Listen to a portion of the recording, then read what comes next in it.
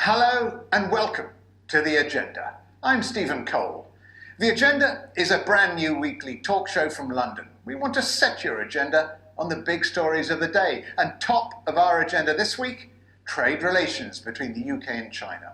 British Prime Minister Boris Johnson says his ambition is to have stronger Sino-British ties in areas like trade and investment. Here on The Agenda, we're asking how can that ambition be best realised, especially with the shadow of Brexit looming over everything. And also in the Agenda studio, two trade experts, David Hennig and Ting Zhang. I'll be asking them about post-Brexit deals with China, what's possible and what may not be.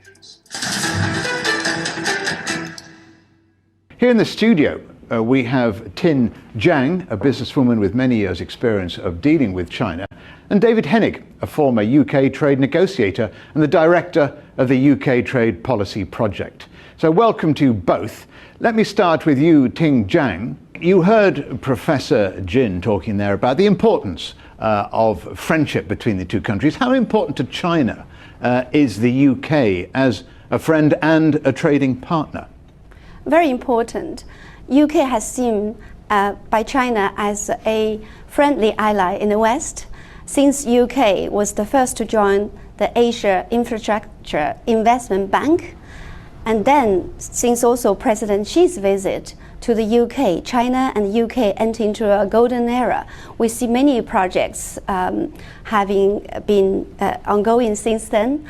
And at also a companies level, we have seen many smaller tech companies and companies going to China. But in general, I think the UK has been seen as very open to do business by the Chinese side, and overall business environment is also very good. So as far as Beijing is concerned, London is open for business for China? Yes, definitely. And of course, UK is also one of China's largest trade partners as well. David Hennig, are we in the middle of a golden era of trading relationships between the UK and China? I think the golden era has yet to come, actually. I think that it's great that trade has been increasing. It reached record levels in 2017, but actually there's a long way we can still go together. The UK exports about 4 billion in services to China. We export 60 billion in services to the US. That seems to me to be an order of magnitude that's wrong. There's so much more, I think, that we can do in terms of two-way trade. But both ways, I think we can import more from China, we can export more to China, and that's really what I would be looking forward to. And Ting, so much more room to do more trade. In what areas in particular, do you think?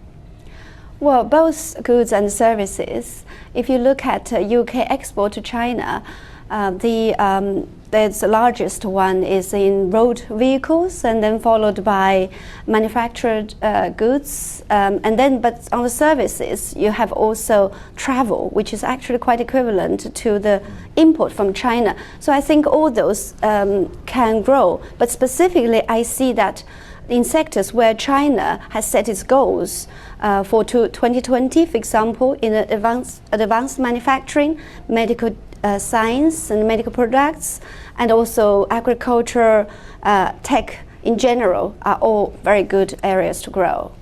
David, there's a trade deficit at the moment, very much in China's favour, i.e. We import far more than we sell. What can the UK do to bridge that gap, or say narrow the divide?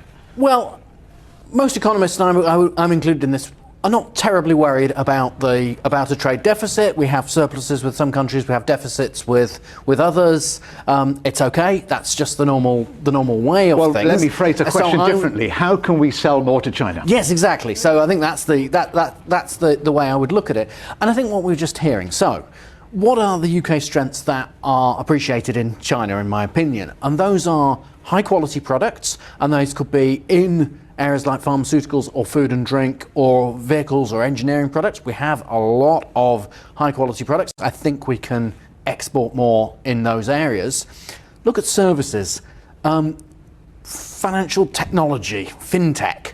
It's a big growth area in London. We really should be looking to doing more between London and Shanghai as the major financial centres, and I think already that is happening.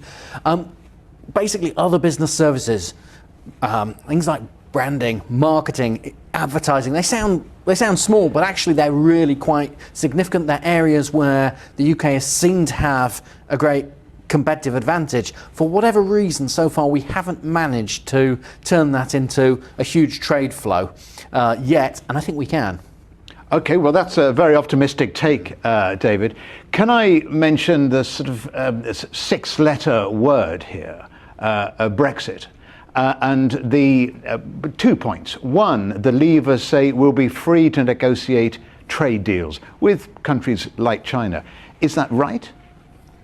I think that's right, because in the past, of course, up till now, UK is part of the EU, and so the trade deal would have to consider between China and the whole Europe.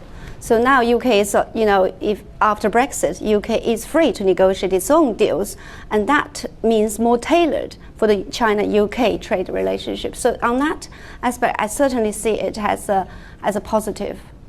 David, what do you think? Do you think it'll be easier to negotiate trade deals with China, or was the UK used as an entrance to the European Union for China? Well, there's certainly a little part of that for China, the UK was a part of the European Union. Now, the problem with any trade deal the UK is going to face in the coming years is going to be the tension between the trading relationship with the EU, which is clearly uncertain, our trading relationship with the United States, which is obviously another traditional ally of ours, and the trading relationship with other countries like China.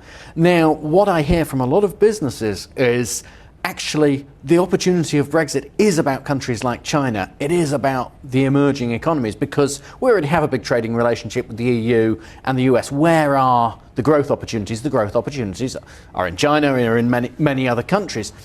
The problem is going to be almost how do we sequence this? Because I don't think it'll be easy to do a trade deal with China until the Chinese know what our trading relationship will be with the European Union. Well, to me, the trade deal is one thing that's between the governments, but at a business level, I see an increasing interest in trade with China from the companies I work with. Many of them are tech companies, but also in retail, education services, schools, which is a big growth area for the service trade with China, for example, particularly with China's now second child policy.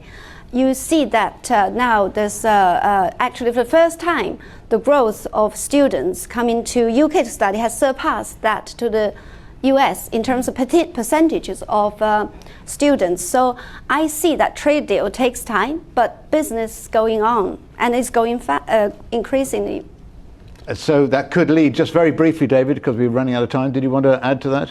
I did, because more students in the UK from China means in the future we should be building on those opportunities. They will be the business leaders of tomorrow, potentially, who will have a background in both the UK and China. Who better to kind of spearhead a new era, a further growing era, than students who have been in the UK? A new era of golden trading relations, perhaps?